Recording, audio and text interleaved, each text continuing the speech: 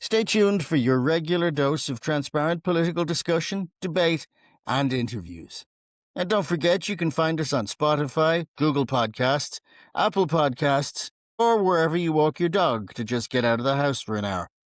Visit villagemagazine.ie for all things Village.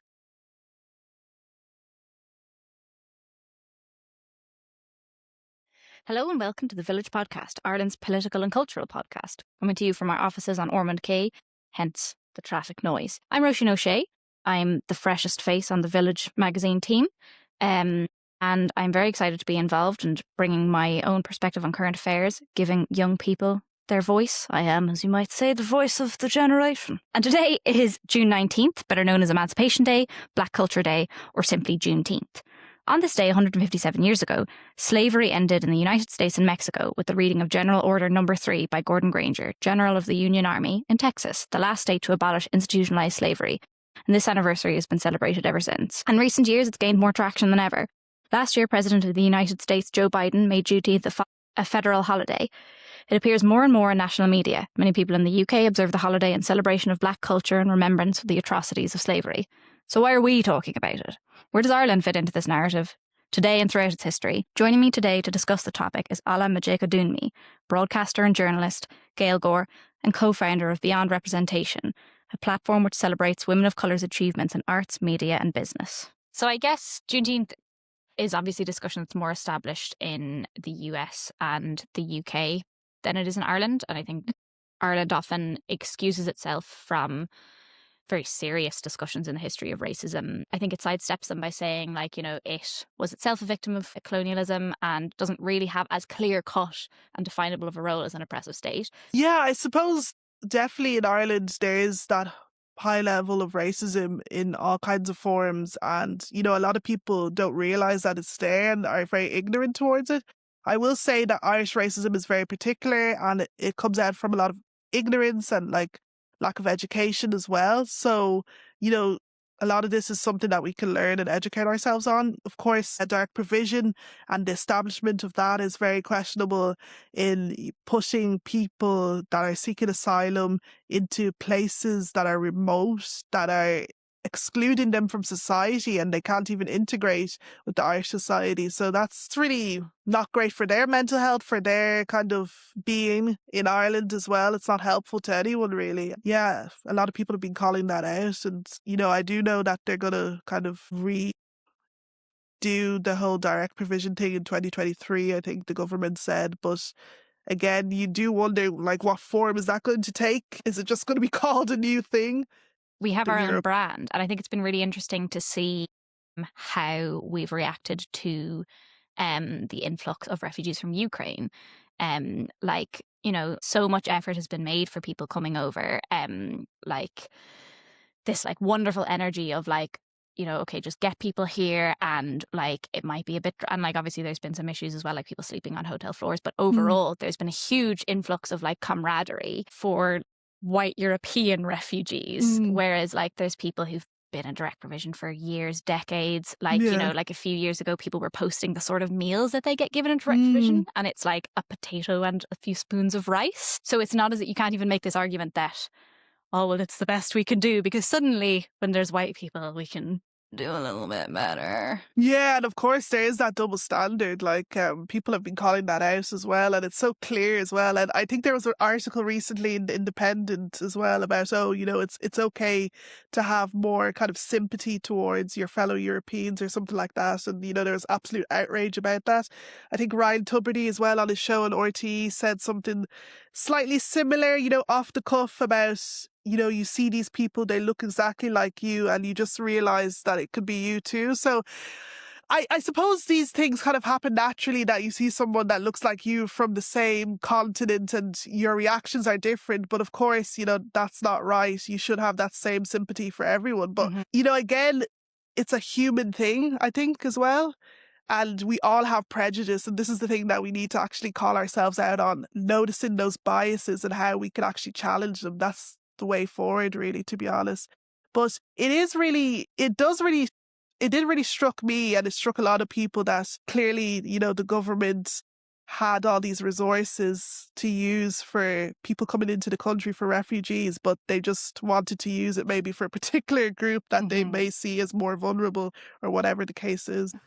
Yeah, and then I also found it really interesting doing research for this podcast, going into like the history of how Ireland related to the Atlantic slave trade. I sort of like had encountered the idea of like the Irish slaver before, but I don't know, is it an assumption that I had made, or was it the pattern of language used around it? But it was, the impression that I had was that it was sort of the odd Irishman who sort of like got quote unquote above his station and made money in one of the best ways to make money at the time, which was to kidnap and sell people. But having looked into it, it wasn't the odd guy. Like, there was quite established Irish slaver families, like in the port in France, Nantes, which was like a really significant slaving port. There were the Walshes, for instance, and I think they have these wonderful like Franco-Hibernian names where he's called like Antoine de Philippe de Walsh. But I think it's Antoine Walsh, sold like 12,000 people in his life, which is like is up there with like the level that like the English and French were selling. And then like the Brooks, for instance, is a really notorious slaving ship from Liverpool. It's one of the ones where we have these records of this mathematical precision of people being laid head to toe and like absolutely no room anywhere that doesn't get used, which was captained for a period by an Irishman. And like the Royal Africa Company, which is the people who actually go to kidnap the Africans, there are a lot of Irish names on that list. So it's like every level, from like merchant sitting back on his laurels making money from this to actually going out there and doing the thing, to steering the ship, which I just found so interesting because we sort of sit it out and go no we, and there's like this enduring like Irish slave myth as if we're on the same page, but like that's not the history of it. Yeah, and like a lot of people would say, Ireland used to be the blacks of Europe and all that kind of stuff. And to be honest, I came to realise that terms like that are really not helpful to anyone, because what do you mean blacks of Europe? Like, what does that mean? That's so derogative to black people especially. So I think, historically, the black people and Irish, kind of go hand in hand in terms of, the racism that was thrown at us, for example, in England, no dogs, no blacks, no Irish, and that kind of slogans. So, naturally, I suppose maybe the Irish do feel like, oh, we can't be racist because we're one of you, we've suffered too. But of course, at the end of the day, Irish people are white, native Irish people anyway, are white. And, there is then going to be racism against people of colour, and there is a hierarchy, no doubt. As someone of an immigrant background, you do feel like you're a second-class citizen in the country, to be honest. And regardless of, whether I speak Irish or whether I'm an Irish citizen or whatever, at the end of the day, all people see is my skin colour, and they're going to judge me on that. And they're going to judge before I even speak, they're going to judge how I probably speak. They're going to judge where I live. They're going to judge my job, whatever it is. They've already made their assumptions. So it really... There's obviously really a lot of more work to do. People kind of see people like myself as new Irish, and that's kind of problematic as a term as well, because what's so new about us? Black people have always been in Ireland, actually, and if you look at the mixed race community, half black, half Irish as well, that's throughout history, really, to be honest. And even like someone like Rachel Baptiste, she was a black woman, a singer in the 1750s. No one could possibly believe that. So these are things that we don't know of, that we're not taught in school or whatever. We're kind of taught in school that, racism is in America, it's wherever, it's not in Ireland, because they feel like it wasn't historically here. But, as the country has changed and become more diverse and more multicultural, yeah, of course there's going to be that issue. And again, like, look at the travelling community as well. The discrimination against them is racism. They're a recognised ethnic minority since 2017. So, we've always had this issue. We just never really realised it and just ignored it. Yeah, I guess we sort of go, oh, but that's not proper racism like the big bad Americans do. Like, speaking of like school and personal experiences and stuff, Juneteenth is obviously a time for like recognizing black people and people of color's experiences. So what would have been different for you growing up in Ireland, being black instead of white? I mean, growing up in Ireland back in the day, again, people just tolerated you, to be honest. Like, nobody was really thinking, oh, it's great black people are here in Ireland. Like, people were just like, what are they doing here? Kind of thing, Like, my parents came here in the late 90s in 1997, and that was just a different time. That was a different country. And the level of racism they face is like no other, like compared to what my generation faced, or just me in particular. So, things have changed. Like, when I kind of look at it, I do feel like more proud of my identity as a black woman, of Nigerian heritage here. Growing up, I think I just wanted to fit in, to be honest, especially, going to all Irish schools as well. I suppose there wasn't as much diversity, particularly in my secondary school, as opposed to the primary schools. So, yeah, I mean, you just wanted to fit in. You just wanted to wear Abercrombie or whatever it is, like everybody else. If you could afford. Yeah, and so, I mean, obviously, like, your experiences are unique to you, they're personal, but would you say that they're fairly, like, typical and representative of what most people of colour growing up in Ireland experience and grow up with? Yeah, I mean, I don't want to speak as a whole of what all people of colour experience, to be honest, because there's different levels to this. There's a lot of Afrophobia, particularly in Ireland, to be honest. And for anyone that doesn't know, that's fear against people of African descent. So I do think there's a hierarchy when it comes to racism. I think for black people, it's at the very bottom of the scale.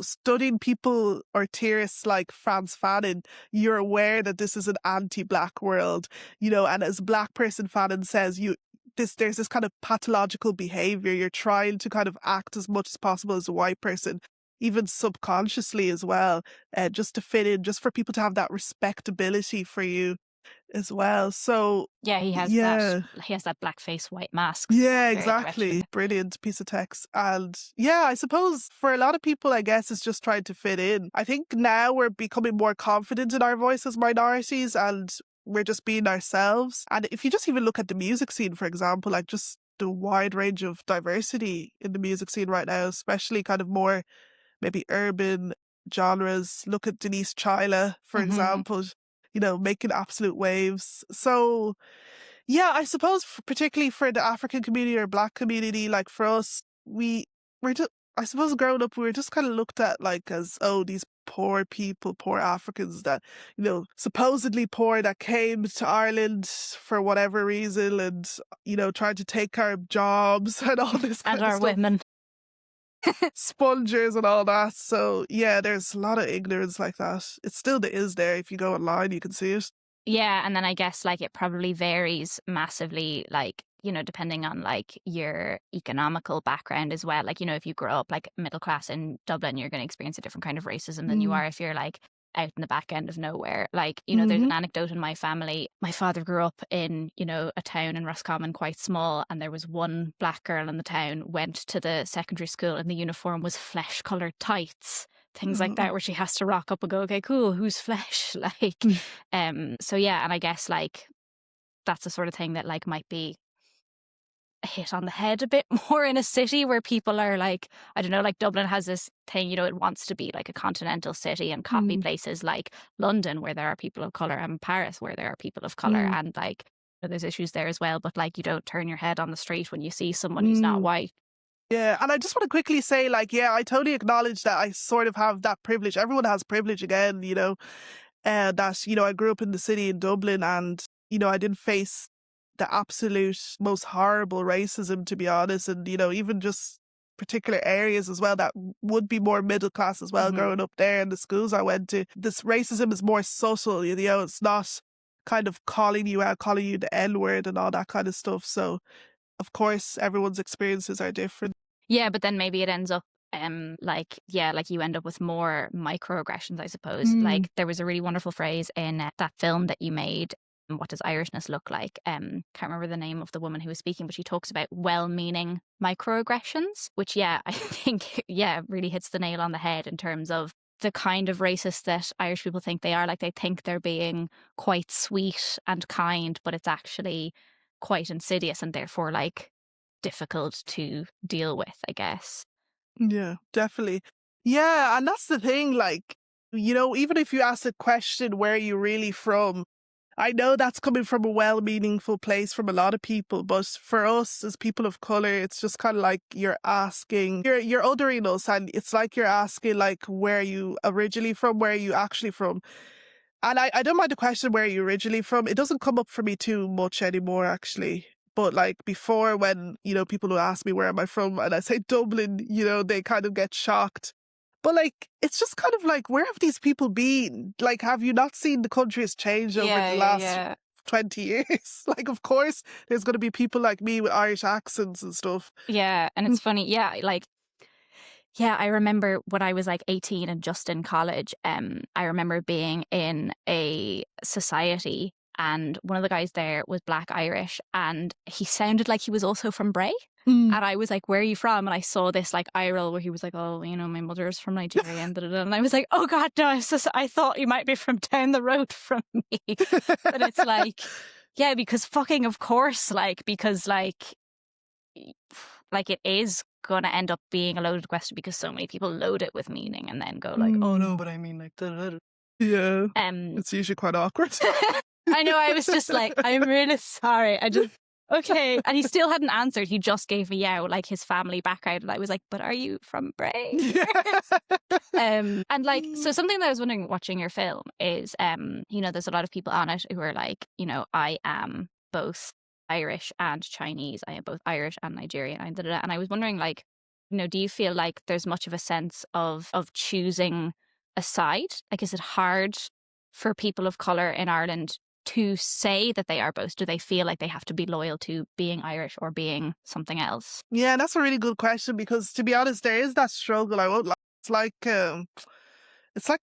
a competition almost. Like, it is hard because you want to be kind of honourable to both in a way, in a sense. And I assume for me as well, like, people kind of assume I'm assimilated so much just because I have Irish language and that I've forgotten my Nigerian roots. And like, that's totally not true. Like, literally when I'm at home, just here in Dublin, like at home, like it's literally Nigeria. Like that's it. Like I grew up, speaking my mother tongue, Yoruba and all that kind of stuff. And I'm very much tied to my culture. And I think it's just a matter of integration. Like when you're in a maybe new country or whatever, to a certain extent, it is good, of course, like merge yourself into two cultures. Because if you just immerse yourself in one, it's not really helping you grow as a person. And I think it does hinder you a bit, to be honest. So I always say that interculturalism rather than multiculturalism is the way forward for Ireland, because with multiculturalism, as we've seen in Britain, there's so many people, different communities, but they're all separate. Look in London, they're all separate. They're not together. They're not learning from each other. And to be honest, I think that's what Brexit came out of, just people misunderstanding how the country had grown and just having a hatred towards it. So it is really about education. And, people need to teach this in schools. I'm always saying that online, like go to primary schools, go to secondary schools, third level as well, and tell people, about the different cultures, different religions, and just for people to have that understanding so they're not scared of it. Because you can definitely tell when you meet someone that they're not used to speaking to a Black person or, whatever religion. And it just hinders people's growth, doesn't it? Because for a lot of people, when they first go to third level, if you go to a college like UCD, for example, so multicultural as a college, so many different people. But if you're not used to that, it's almost like, oh, who are these people? How do I talk to them? Kind of thing. There's that awkwardness. So the change does need to start at like primary level. Yeah, I definitely see that in like a lot of because obviously like I'm based in Sligo and I go to the technological university there and it's quite diverse, but you can see that there's these kids who've like grown up in rural communities who are like, fuck, I really hope I'm not a racist. I really hope it doesn't turn out that they're like worried they're going to say something wrong or act wrong, and sometimes people slip up by like trying too hard, incidents where like there's one Black person in the room and suddenly everyone turns to them about something and they're like, I did not ask this fucking question, leave me out of this, but they're trying so hard and it's sort of like slightly misguided because they don't know how to interact because it's not normal. It's like a thing for them that they're thinking about and worrying about, like because of this lack of integration, I guess. Yeah, and I just want to come in there quickly. Like, even just having these conversations with your loved ones or friends, like my boyfriend is white, for example, and we're always having conversations about race so openly.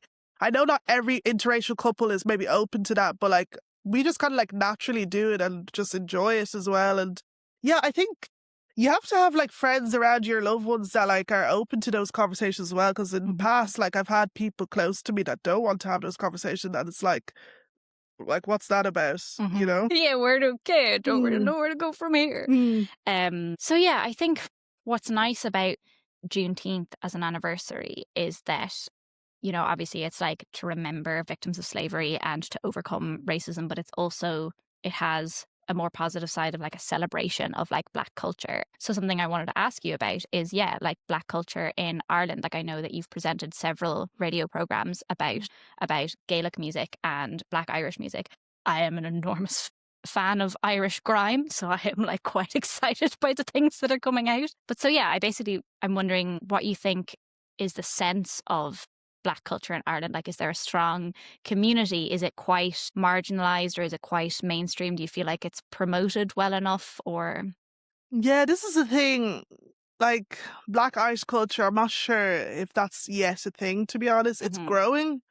It does want to become a thing, but we're still kind of maybe looking at like Britain and America, because we feel like they kind of set the trend for how a Black person is to be. So I think once we kind of become more confident in ourselves and what we can do, then, you know, that culture will grow. You know, it's still early days here, to be honest. Like, to be honest, it's only over the last 20 years that this change has really happened, to be honest, you know, when inward migration came in the late 90s. So it will happen one day, just gradually. And, you know, people always compare Ireland and Britain, and I just find that kind of comparison really just not helpful at all, because like they're on another level in terms of multiculturalism. It happened during the Windrush, you know, 60s and everything. So yeah, it's a different story. Yeah, it's funny that you mentioned that, yeah, there's this sort of like following of like American and British trends, because that's a thing that I've noticed is a lot of like Irish grime MCs will sort of do like a London accent. They don't feel like they can spit in their own voices, which is just like, then means that they just end up being just another dude doing grime, like, and not sort of representing Ireland. Like they're following what is already established. Yeah, and I mean that happens naturally as well. Like, you know, it's no harm to anyone really, but I suppose it's just being confident in yourself and use. I think a lot of people just think, oh, an Irish accent isn't cool to use for rap, and I suppose even white Irish rappers feel that as well. But I think that's changing bit by bit. I mean, if you look at Mango, I love. Oh my God, I was going to say. Yes! I remember the first time I realised you could say Jesus wept in a rap, I was like, oh my God. Yeah, like he's fab. Like I love the way he uses his Dublin accent in his rap. Yeah, it's incredible. So original. Yeah, I didn't fucking know you could do that. What Mango and Math Matter, like my fucking life. Yeah. I went to see them open for Wiley a couple of years ago now, and like since then I've just been like, oh my God, you guys have to check these out. Blah, blah, blah. But I remember like just fucking Wiley like has gone off the rails a little bit, but he came out right and just went big up to the people who were in the room before me, like didn't even know their names, and it's like, dude, everyone's here for Mango and not kind of for you, but not really for you. Like, it's primarily a Mango gig. You should know his name. Gosh. Yeah, because then you just ended up being like angry at his sound guy and walking off after like 15 minutes. But anyway, that has nothing to do with Juneteenth. That's just like I'm bitter about my Wiley gig. Give me a text for the next grime. So yeah, we'll get real sweaty and bouncy. It'll be awesome. So yeah, so I guess like if you had to sum up, like what do you feel like are the core issues surrounding racism in Ireland today? Yeah, I mean, that's a big question, because there's a lot of things like under the carpet as well that you feel like you can't really call out. You can't put your finger on it. But I would say that just accept people of color that grew up here as Irish, you know. Our everyday experiences are Irish. We're Irish. And, you know, identity isn't fixed, so people can be whatever they want to be. Yeah, I suppose just be open to educating yourself, open to noticing your white privilege. Know that everybody has their biases and it's all about unlearning things. And we're all just growing as people. Nobody came out of the womb being woke. That's what I always say. Like, we're all just learning these things and need to unlearn them as well. So. Yeah. And where do you feel like growth and progress is most visible in Ireland at the moment? Yeah, I think the music scene, I think the D&I conversations, I just did a diversity and inclusion talk actually with Central Bank, and that was really open and they were really warm, and it just shows that like so many organizations are so open to having this conversation. I do think people need to be mindful of how they go about diversity and inclusion, because I feel like sometimes it comes across just, inauthentic, and yeah, you just feel that you're just there because of the color of your skin, so that's not really So it ends up great. being, And you'd like to be there on your merit, so that's important. I think also for the media especially, don't have Black people on just to talk about racism. yeah. A lot of people have called that out online as well, so just have people come on, talk about their achievements or whatever they're working on. Yeah. Yeah. Nice one. That's all of the questions I've prepared. Did you want to talk? You were saying over text that you had stuff you wanted to say about America as well? Oh yeah. Or you don't have to, just if you'll go home and be like, fuck. Oh, I'll just say something quickly. I think since Black Lives Matter in 2020, when George Floyd was murdered, a lot of people over the world, especially in Ireland, like kind of opened up a lot about conversations around racism. And it honestly felt so refreshing. It felt like trauma coming off our shoulders, because like, when else did we get the chance, to talk about all the racist stories that happened to us, So it was really great for the mind, to be honest. Yeah, the people were finally turning and asking and listening. Yeah. And like so many people from like old friends as well, like getting in contact saying, gosh, I didn't know about this, I'm here for you and stuff. And I thought that was really touching, to be honest. And it just showed as well, like, who are your real supporters and that kind of thing. So yeah, it was a great experience, I thought, in another way, obviously. Yeah, I mean, it was all positive. Thanks a million for coming in, Ola. And thank you everyone at home for listening. And if you want to follow more of Ola and her work, she's currently undertaking a 6-month residency with Access Ballymun, where she'll be exploring themes of identity, exclusion and belonging via online discussions, performance and filmmaking. So we'll get to see more of her super cool stuff. And if you want to see more of our super cool stuff, you can listen to more episodes of our podcast on Spotify, Google Podcasts and YouTube. And for everything else Village related, go to villagemagazine.ie.